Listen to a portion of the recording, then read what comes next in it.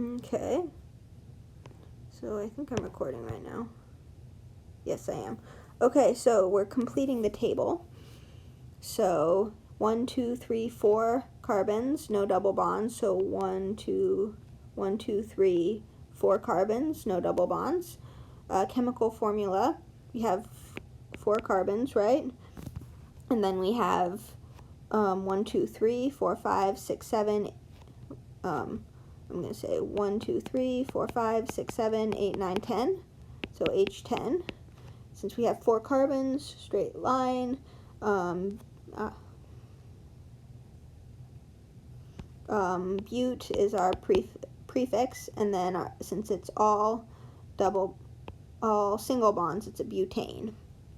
Okay, here we have 1, 2, 3, 4 carbons, so CH3, but we have kind of in the middle, we have that double bond, and they can only form 4 bonds, so 1, 2, 3, 4, so there must be a hydrogen there, and that's for both of those carbons, CH3 on the end again. So again, we have C4 and H. This time we're only going to have 1, 2, 3, 4, 5, 6, 7. Sorry, 1, 2, 3, 4, 5, 6, 7, 8.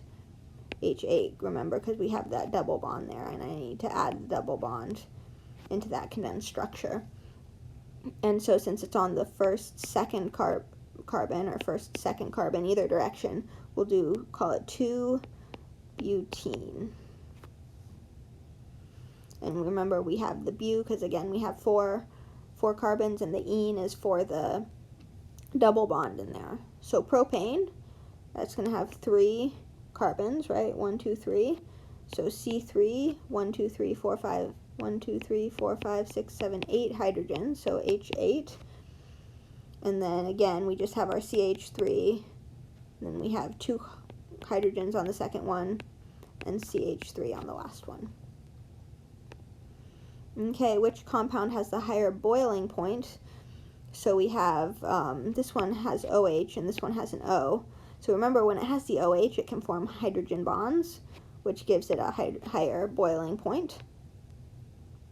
Give an explanation for why. So remember, if it has, I'm not going to write it down, but if it has more hydrogen bonding, it's going to have more intermolecular forces.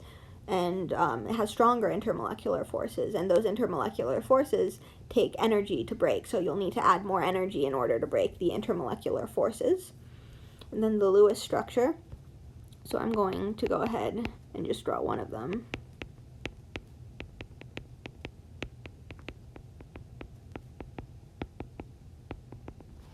And hydrogen is going to bond to the oxygen, right, for our Lewis structure.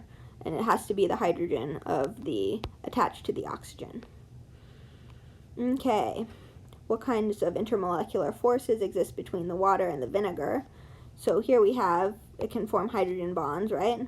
Vinegar has an OH, it can form hydrogen bonds.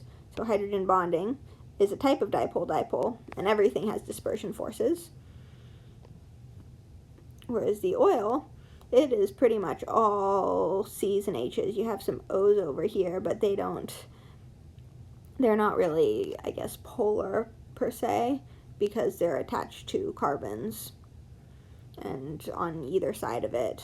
So basically, it only has dispersion forces. So explain why the salad dressing separates into 2 layers. So we talked about this earlier, but like dissolves like.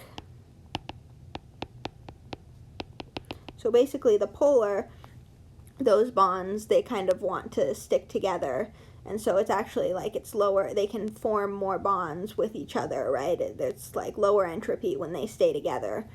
So the water and vinegar are sticking together because they're both polar, and then the olive oil will separate out